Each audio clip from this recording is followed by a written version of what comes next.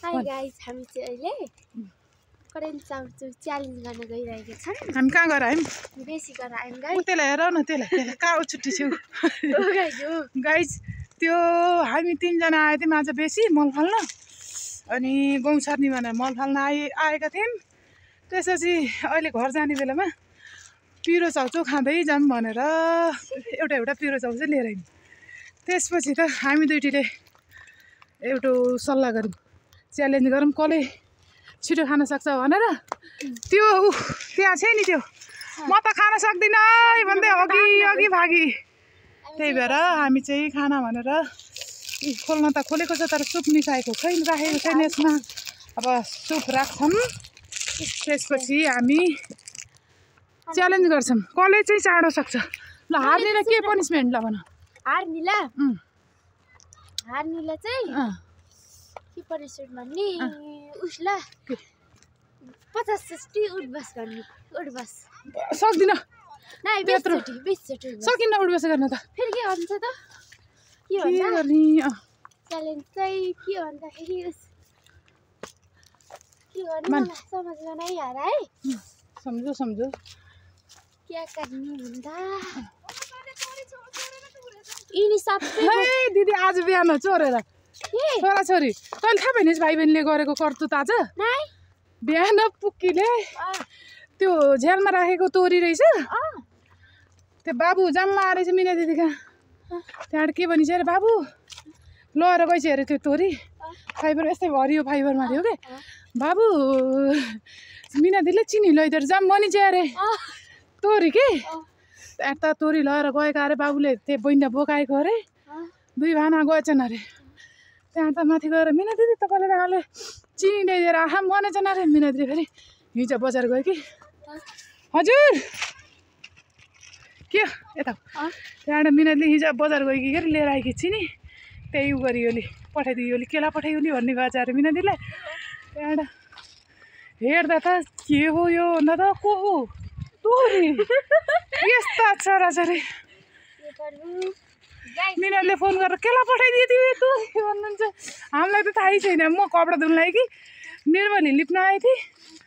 त्यसपछि दिदी नुहाउन आएको थियो आज एकादशी। गाइस आज चाहिँ के पनिसमेन्ट भन्दा यिनी त्यसपछि थर्मस सबै एउटाले बोक्ने। जसले हार्छ के अरे अझ भन्दा के अरे ल भन् फेरि ल भन् त खुब ल भन् के अरे ल भन् त ल कसरी भनिस् भन् त फेरि हेला गरी सबलाई ल रिता दिदी हाई भनिदिनुहोस्। हो ल हाई गरिदिनु सबैले ल त्यही परवेश हो ल नाच्दिनु न ल। कसरी जान्नुहुन्छ ल हजुरलाई छिनिक गर्नु न उसले कसले गरेर छिनिक ल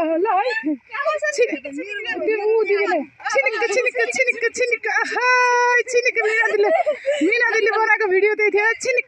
छिनिक गरेर हो आछ नि हजुरको पनि। हामी सबैको आछ। हामी कोही बेसी आलु लाउन गएका, कोही गहुँ सर्न भनेर मल फाल्न गएका।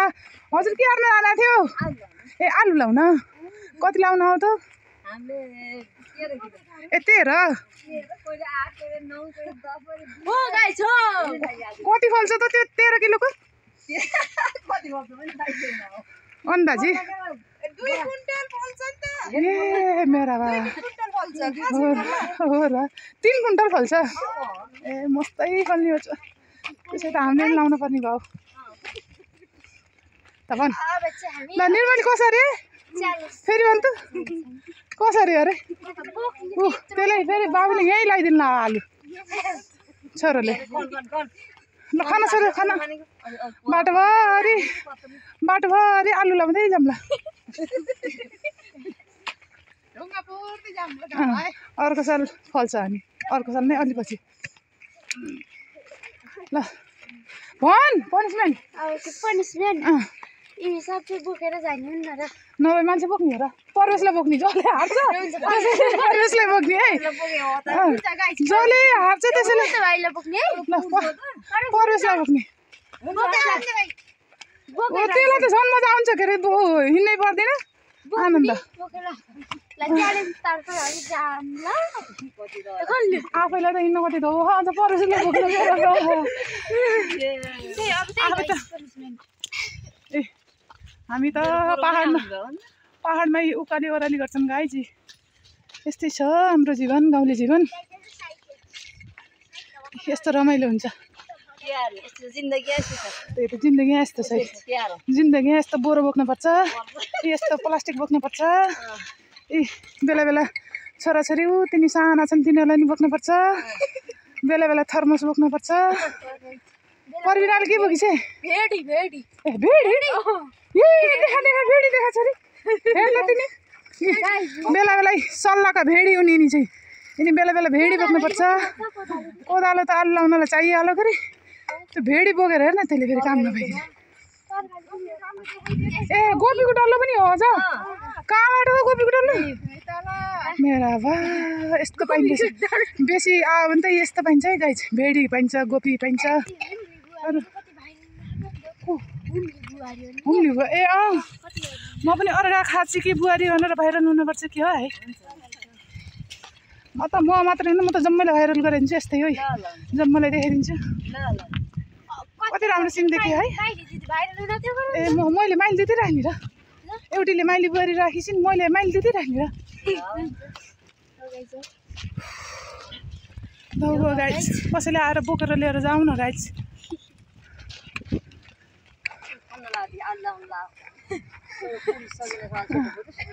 छोरोले गाह्रो भयो गाइज त्यसले खाएर भइसक्यो एक्लै एक्लै खाइछ हजुर यस्ता हेर्नु एक्लै एक्लै खाएर एक्लै बाँधेर जस्तो छ क्या त्यो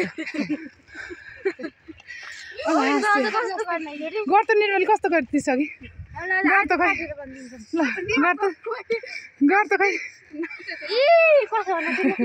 दुईटा हातले कसो अरे चिला चिला कसो अरे कसो गरिदियो त्यसो गरिदियो पुरै अझ खतरा तरिकाले खतरा देखेको सिन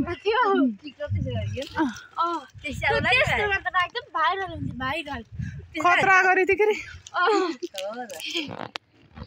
लु गाइस धौ भाउ अब फेरि अर्को भिडियोमा भेटौँला बाई ल बाई गर्नुहोस् परवेश बाई गर अब युट्युबमा